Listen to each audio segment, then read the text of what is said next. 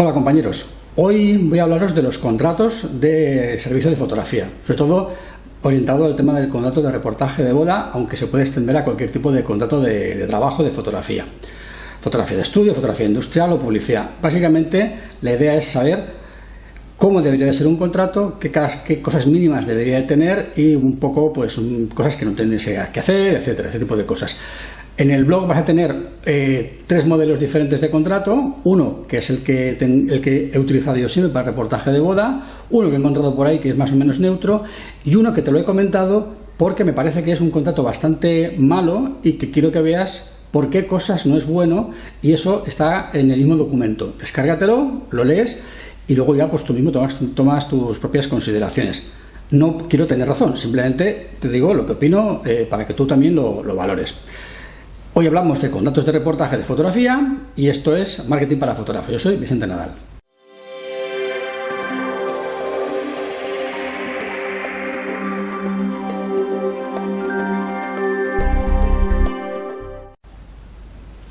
Bien, lo primero que tienes que tener en cuenta es ¿por qué necesitas un contrato?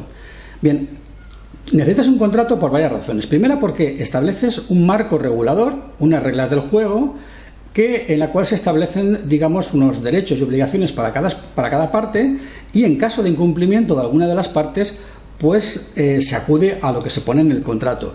El hecho de hacer un tipo de trabajo que sea sin contrato hace que en caso de conflicto tengas tú que acudir al juez o el cliente pueda acudir al juez, y de alguna manera estás a expensas de lo que el juez dictamine. Si previamente has pactado unas reglas del juego, te es más fácil obligar a tu cliente a que cumpla su parte, o que tu responsabilidad pueda estar limitada porque ya está regulada en el contrato.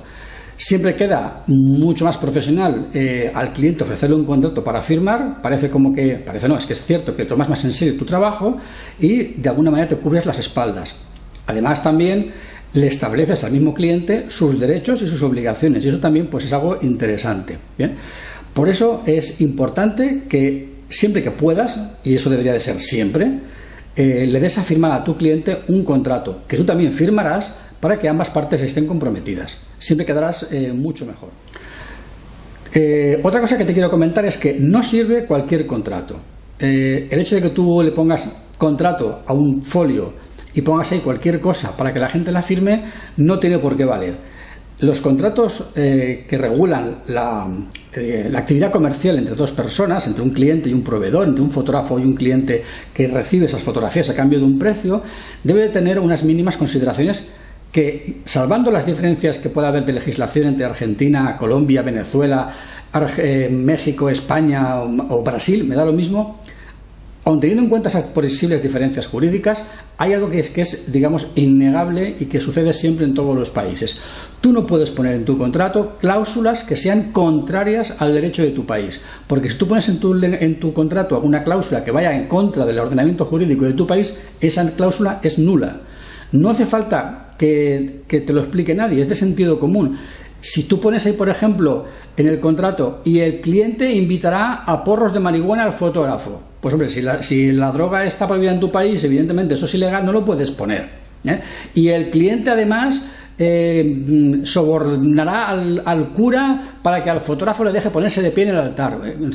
No puedes poner cláusulas que sean absurdas, que sean oníricas, que sean imposibles de cumplir, cláusulas que de alguna manera sean, digamos, un brindis al sol, porque los brindis al sol no sirven para nada. Ante un tipo de contrato así, el cliente se puede negar perfectamente a firmarlo, o, aunque lo firme, después irá al juez y le dirá: oiga, estas cláusulas, ¿a que son ilegales? ¿A que son nulas? Te dirá el juez: sí, son nulas. Entonces, ¿para qué pones algo que es nulo? Vas a quedar mal con tu cliente te va a mirar mal porque dice: este hombre, este fotógrafo, esta fotógrafa me está poniendo un contrato para firmar que es absurdo, que no tiene coherencia, y entonces vas a quedar mucho peor. No quiere decir que es mejor no tener contrato que tener un contrato malo, no, lo que quiere decir es que tienes que tener contrato, pero además ha de ser bueno, ¿eh? Es decir, fíjate bien en el contrato que pones, no pongas cláusulas abusivas, no pongas cláusulas ilegales, no pongas nada que sea contrario al ordenamiento jurídico, no pongas brindis al sol, no pongas cosas que realmente sean una tontería, no pongas frases muy grandilocuentes que realmente no están vacías de contenido, que si las eliminas del contrato, el contrato sigue siendo igual. redáctalo. Y si luego ves que hay cosas que quitándolas el contrato no varía, es que no tienen que estar en el contrato. Bien, entonces fíjate en qué cosas pones, ¿vale? Ya te he comentado que un contrato regula digamos, las obligaciones, los derechos del cliente y del fotógrafo. Esta regulación viene referida tanto a qué puede pedirte el cliente a ti, sino además también cómo te lo puede pedir, cuándo te lo puede pedir, hasta dónde te lo puede pedir, o sea, dónde acaba su límite para pedir y dónde empieza ese derecho a pedirte. Y al contrario, si el cliente hace algo negativo que perjudica el trabajo, ¿qué responsabilidad tiene? ¿Cómo se regula esa responsabilidad? ¿Cómo afecta al trabajo su actitud y cómo puede repercutir luego en el resultado final? Piensa que un contrato, cuando regula derechos y obligaciones de las partes, las regula precisamente para decir, vale, yo estoy obligado a, ¿y qué pasa si no lo hago? ¿Y qué pasa si lo hago a medias? ¿Y qué pasa si lo hago lo mejor que puedo pero no lo alcanzo? O sea, todas esas cosas deben de estar reguladas en el contrato. El contrato no es simplemente una declaración de intenciones, es una especie de reglas matemáticas que si yo doy 2 pasos y tendría que haber dado 3, ese paso que no doy implica ese tipo de sanción. O sea, piensa siempre que lo que tienes que regular en tu contrato son acciones, omisiones y responsabilidades. Y no solo regularlas, sino medir ese grado de incumplimiento y aplicar a cambio de ello una consecuencia. Si lo que estás regulando no tiene consecuencias en el trabajo final, entonces no estás regulando nada. Si yo, por ejemplo, estoy obligado a entregar 100 fotos y entrego 50, tendré una responsabilidad. Si esa responsabilidad es porque la cámara se ha roto y no he podido recuperar más que 50, tendré que modular esa responsabilidad. Es mía, no es mía, es casual, es fortuito, es un caso de fuerza mayor. ¿Cómo se regulan esas cosas? Si no estableces una lista de casos y qué tipo de responsabilidad, no estás regulando nada. Fíjate luego en el modelo de contrato que yo tengo, que te podrás descargar, para que veas cómo yo en el contrato sí que intento, en la medida de lo posible, regular estas posibles causas de responsabilidad para cada una de las partes, ¿vale? Bien, ¿cómo deberías de enfocar tu contrato de reportaje de boda? Bien, de reportaje de boda, reportaje de estudio o de trabajo de fotografía. Es algo que es obvio, que es evidente. Necesitas poner tus datos como fotógrafo, los datos del cliente, si es, por ejemplo, un reportaje, pues no solamente sus datos, sino fecha, lugar, hora, si hay algún tipo de desplazamiento, si tiene un coste, en fin, todo, digamos, lo más desmenuzado posible que sea el modo de hacer el trabajo. Si hablamos de un reportaje de boda que tiene varios actos, como puede ser preboda, boda y posboda, tendrás que indicar las fechas, las horas, los lugares. Si, por ejemplo, pues a tal hora quedamos en tal sitio para salir camino de no sé dónde, todo eso, si lo escribes en el contrato, queda mucho más claro, porque la falta de cumplimiento de algunos de esos plazos podría afectar al resultado. Si tú no dices, por ejemplo, que tengo que ir con los novios a 5 kilómetros de nuestro domicilio para hacer las fotos y tenemos que llegar al amanecer, eso supone que tenemos que salir de casa a las 4 de la mañana. Si tú eso lo escribes, lo regulas, puedes después de alguna manera descargar tu responsabilidad. Si tú has quedado con los novios para salir a las 4 de la mañana y habéis salido a las 5:30, ahí es que no tengo fotos al amanecer, ya es que salimos a las 5:30 y habíamos quedado a las 4 y no salimos más pronto porque tú no estabas lista. Pero si lo pones en el contrato, luego te es muy difícil exigir o digamos eludir esa responsabilidad porque no estaba en el contrato. La novia puede decir que no lo sabía, que no estaba enterada. Bien, los clientes a veces, digamos que todos los clientes son buenos hasta que se demuestra lo contrario. Cuanto menos cosas dejes al azar y más cosas estén escritas en el contrato, menos problemas tendrás.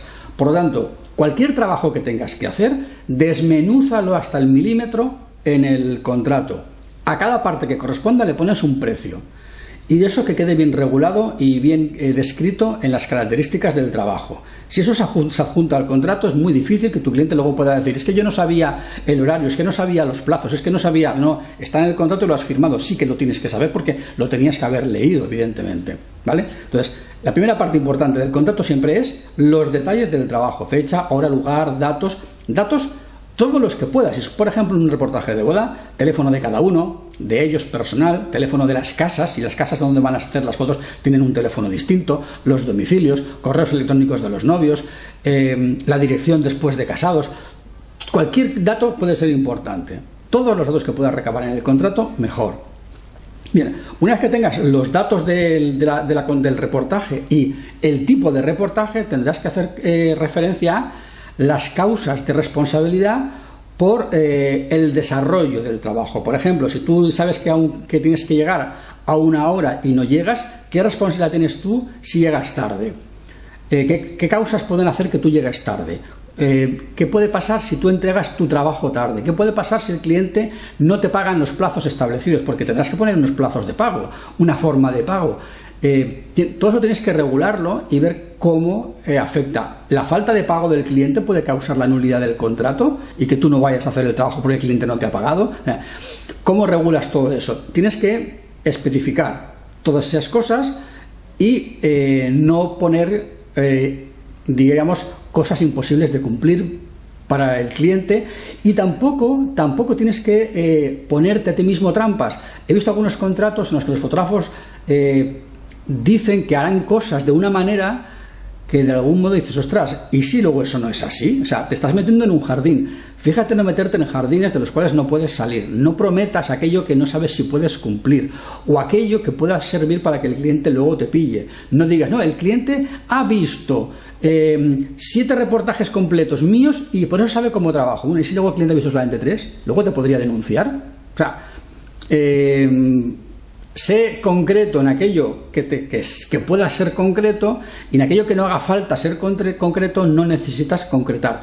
Sé que es un equilibrio difícil, pero con un poquito de práctica te darás cuenta de que hay cosas en las que no necesitas concretar demasiado y otras en las que sí que es preciso concretar, ¿vale? Sobre todo, lo que tienes que pensar es, en el desarrollo del trabajo, ¿qué puede salir mal?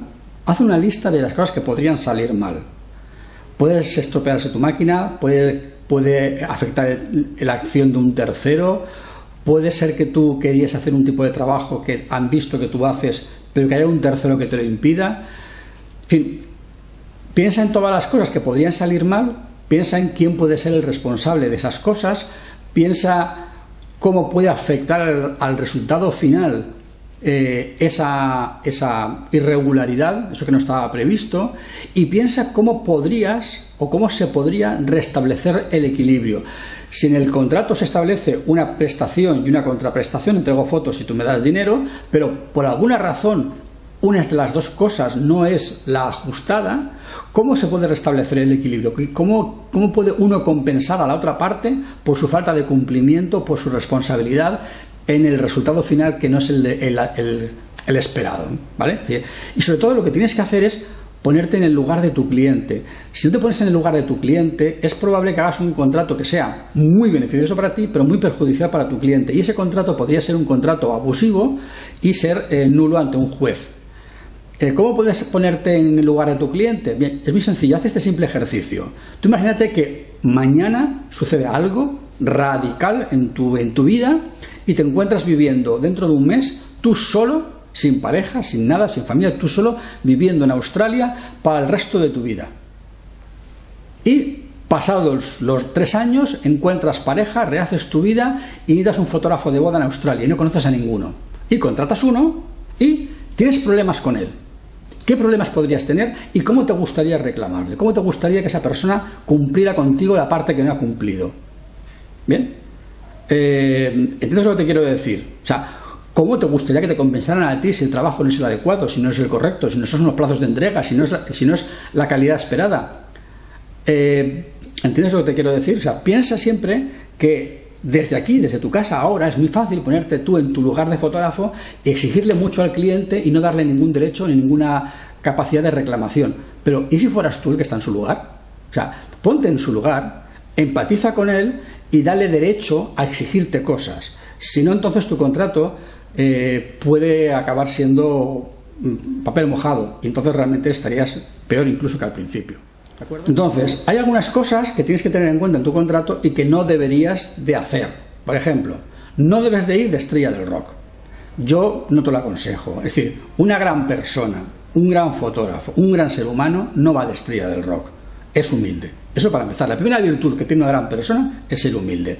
Si tú en tu contrato empiezas hablando de porque el autor, porque el artista, porque yo, bueno, pues realmente eres una persona infame, eres un engreído y eres una persona que merece la pena no mirarle a la cara. Porque podrás ser buen fotógrafo, pero eres una persona despreciable. Entonces no vayas de artista, sé humilde. Y simplemente llámate en el contrato por lo que eres, el fotógrafo o el empresario. La empresa hará tal, la empresa se responsabilizará, o el fotógrafo hará tal, y el fotógrafo se responsabilizará de lo que sea. Pero no te pongas nombres rimbombantes, porque desde mi punto de vista me parece que no es el lugar para hacerlo. Yo creo que son tus clientes los que deben de alabarte y ponerte en un pedestal, pero tú en un contrato debes de ser aséptico, y debes de ser tan aséptico como un quirófano, y no debes de utilizar adjetivos para ti mismo que dé la impresión de que estás por encima que eres como el aceite que está por encima del agua.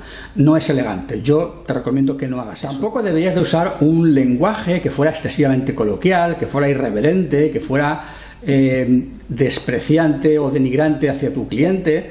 Piensa que un contrato podría tener que leerlo un juez, un abogado, un notario, y tu falta de rigor en el lenguaje puede ser, digamos, causa de, también, no digo de nulidad del contrato, pero sí de mayor inquina. Y si eres muy pulcro en el lenguaje, si eres muy aséptico y eres muy neutro, el contrato se va a ver mucho mejor y va a tener mucha más capacidad de reacción positiva frente a él. Tener un contrato, por ejemplo, yo digo un contrato en el que a los novios, a los contrayentes de la pareja de champiñones, la pareja de mochuelos, la pareja no es nada. Los contrayentes, los novios o los clientes sí es algo jurídico. La pareja de martillos, a ver, me parece, puede que esté exagerando un poco el término de la pareja, pero creo que te des cuenta de que el castellano es muy rico, el español es muy rico, es muy versátil, permite hablar de muchas maneras, pero hay unas maneras que son más correctas para hablarlas en un contrato y que serían correctas para hablar en lenguaje coloquial, pero un contrato requiere a lo mejor otro lenguaje distinto. Entonces, sé más concreto, y cuando hables en tu contrato siempre habla del cliente, o habla de, si es por ejemplo un contrato para reportaje de fotografía de comunión, habla de el padre del comuniante, o los padres del comuniante, o los padres del niño que toma la comunión. O sea, procura ser expresivo y no ser, digamos, ambiguo o demasiado coloquial, porque tu contrato puede sufrir y la gente cuando lo lea le puede parecer raro. Y el lenguaje jurídico o el lenguaje técnico o el lenguaje de un contrato no tiene ni puede ser el mismo que el lenguaje coloquial. Te puede parecer raro, pero yo creo que es así y que debe de ser así. Yo te aconsejo que digamos que cuides mucho el lenguaje del contrato y que lo hagas bastante bien. Si tienes dudas, consulta a un profesional. Lo puedes redactar tú primero, para, digamos, redactar primero lo que quieres regular, y que luego un experto te pula el lenguaje. Yo, si quieres, te puedo echar una mano, pero, en fin, si quieres hablar con un abogado, con alguien que sepa un poquito más, pero sobre todo que el lenguaje sea concreto, que sea pulcro. Otra cosa que no puedes hacer en un contrato es poner obligaciones imposibles de cumplir de un modo normal. Por ejemplo, yo he visto un contrato en el que se le obliga a los novios a ser responsables, o se les responsabiliza del comportamiento de los invitados. Es decir, los novios impedirán que los invitados se levanten a hacer fotografías porque molestan al autor y le impiden y estropean las fotografías y las arruinan. Hombre, a ver, los novios no pueden ser los responsables de lo que hacen los invitados. ¿Cómo se van a ser ellos los responsables? Ellos son responsables de ellos mismos y como mucho de su familia directa. Pero si hay 500 invitados o 300 invitados, ¿cómo van a ser responsables de la actitud de todo el mundo? O sea, no son ellos los policías ni la Guardia Civil, ni son ellos los responsables. Faltaría más. Que ellos pueden en un momento dado comentar con su círculo más cercano, echarme una mano, a ver tal cual, pero responsables de la actividad de terceros. Eso no tiene sentido. Entonces, ten cuidado cuando le pongas obligaciones a la otra parte, que no le pongas obligaciones imposibles de cumplir o que sean ilegales. Yo he visto algunos contratos en los cuales a los novios se les obliga por narices a que las fotografías son de propiedad del autor, hasta el punto de que no, las fotos son mías, de acuerdo, bien, todo lo que tú quieras, pero y además como son mías, las voy a poner en internet donde me hagan las narices y tú no puedes reclamar nada. A ver, eso es ilegal.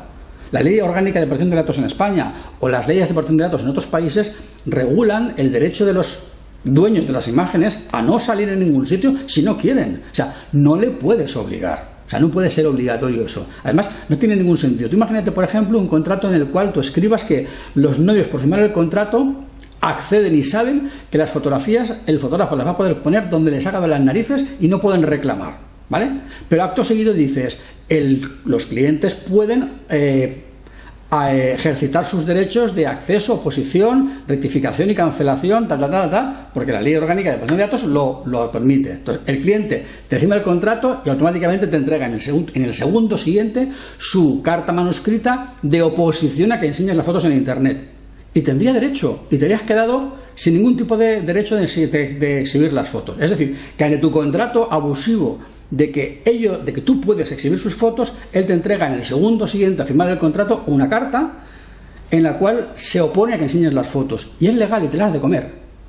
Entonces, ¿para qué pones una cláusula que es ilegal desde el primer momento y que, aunque fuera legal, el cliente te la puede rebatir al segundo siguiente? No tiene sentido. Es preferible, lo que yo te recomiendo, que añadas una hoja al final del contrato, y en esa hoja al final del contrato, ese anexo, es el anexo de la Ley Orgánica de Protección de Datos. Y ahí le preguntas y le recabas expresamente por su voluntad, por su deseo o su oposición a que te permita que tú compartas las fotos en Internet, en concursos, en ferias o en donde sea.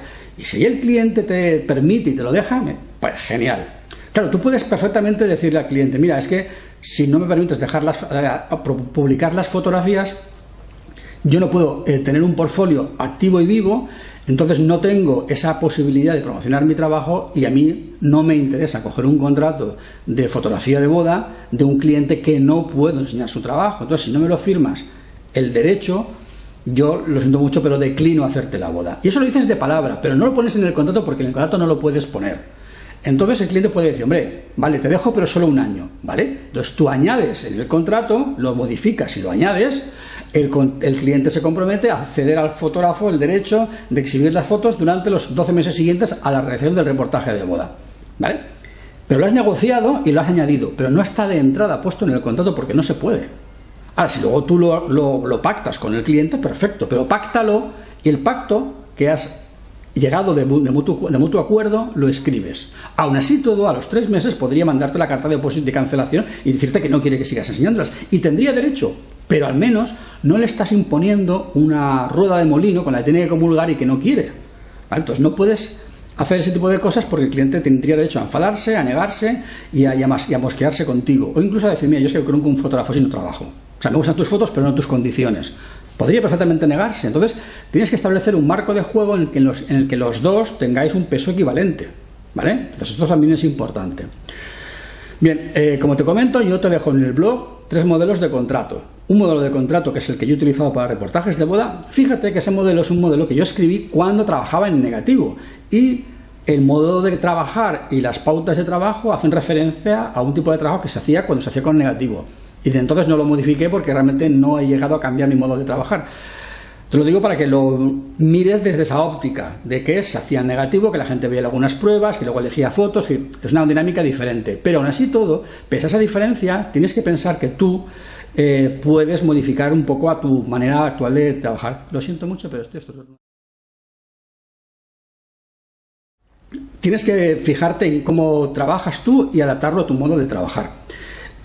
Por ejemplo, si tú eres un fotógrafo de los que habitualmente cuando haces un reportaje de boda, cuando el cliente se marcha de luna de miel o lo que sea, tú esas fotografías las descargas, las trabajas, las produces, las empaquetas, las dejas ya hechas y el cliente cuando viene de luna de miel ya las tiene para entregar y el cliente no tiene que intervenir para nada en tu trabajo, que se lo entregas 300 fotos, por ejemplo, ya con postproducción en un CD y ese es tu trabajo, ¿eh? Pues si tu trabajo ya se lo entregas y él no tiene que intervenir en la selección de fotos para nada, no le dejes que te deje pagar posteriormente para recoger la faena. ¿Por qué? O sea, el salón de banquete de bodas lo pagan esa misma noche, las flores las pagan mucho antes, el vestido lo pagan mucho antes y tú, que te vas a trabajar esa noche y lo vas a terminar porque tienes que cobrar más de una vez. Es decir, no, cuando vengas de luna de miel, cuando tengas dinero y puedas, vienes, recoges la faena y te la entrego, pero yo ya la tendré hecha. ¿Para qué trabajas gratis? No trabajes gratis. Es decir, si tú eres de los fotógrafos que trabajas de ese modo, cobrarás el 100% antes del día de la boda. Así, como te lo digo, el 100%. ¿Por qué? Porque ellos se marcharán tú descargarás las fotos, las trabajarás, las empaquetarás y se las entregarás. Y no tienes que esperar a que ellos tengan dinero para pagarte. Otra cosa es como yo trabajaba, que los novios hacían una selección y con esa selección yo luego terminaba. Entonces yo les pedía el 80%. Y así les pedía el 80%, Fíjate tú que es una cantidad muy elevada. Claro, ese 20%, ¿qué sucede? Que si luego no me pedían las fotos nunca, yo no perdía dinero, porque ese 20% era mi coste de postproducir las fotos. Si tú ya tienes la postproducción incluida, porque la vas a hacer, cóbrala, es decir, cobra el 100%, ¿vale? Y no pasa nada porque te lo van a pagar, la gente lo entiende. Simplemente es que entiendas tú que tienes derecho, porque muchas veces no nos pedimos a los clientes las cosas porque pensamos que no tenemos derecho, y tienes derecho, pídeselo, ¿vale? Bien. Entonces, resumiendo un poquito el vídeo, necesitas un contrato de trabajo para tus trabajos, sea fotografía de boda, industrial, publicidad, comunión, bautizo. Necesitas un contrato. En función del tipo de contrato habrá unas posibilidades de qué puede salir mal y tienes que regular qué puede salir mal, quién puede tener responsabilidad, quién no tiene la responsabilidad. Modular esa responsabilidad para intentar restablecer el equilibrio, no imponer a las partes, a tu contraparte o a ti mismo, cláusulas que no puedas cumplir o que ellos no puedan cumplir. Hay que ser también equilibrado. El derecho de exigir que tú le puedas pedir para exhibir las fotos, negócialo con ellos, y lo negociado luego lo aplicas al contrato y lo escribes. Es mucho mejor que imponerles la obligatoriedad de la muestra, que no sirve realmente para nada, ¿vale? Y sobre todo, procura utilizar un lenguaje que sea muy pulcro, muy limpio, y que no sea que no pueda sonar a peyorativo, a desdén o a que tú eres un artista. Procura ser un lenguaje que sea muy quirúrgico, por decirlo así, ¿vale? Y con esto yo creo que puedes tener unas ideas de cómo hacer tu contrato, y que los modelos que te dejo en la página web puedes empezar a pensar en cómo hacer el tuyo. Te recomiendo, cuando tengas terminado de redactar el tuyo, procura ponerte en contacto con alguien que sepa más que tú de fotografía de boda, de fotografía de arquitectura, de lo que sea, o un abogado, alguien que pueda saber de contratos. Si tienes cerca una asociación de fotógrafos, habla con la asociación de fotógrafos, a ver si ellos tienen un servicio jurídico que te lo pueda revisar, en fin, ese tipo de cosas que te pueden ayudar, digamos, a darle la última vuelta o último empujón. Y si en el peor de los casos no lo tienes claro y quieres consultarlo conmigo, yo no tengo ningún problema, tú me lo mandas a mí, lo hablamos, lo comentamos y vemos a ver si en ese contrato hay cosas que se puedan mejorar o lo que sea, ¿de acuerdo? Pero sobre todo, ten contratos para tus trabajos, vivirás mucho más tranquilo, ¿de acuerdo? Y con esto es todo, me despido ya, hasta el siguiente vídeo. Ya sabéis, si os ha gustado, pulgares arriba, compartirlo, comentarlo, sed felices, trabajad poco, ganad mucho dinero y nos vemos pronto. Chao.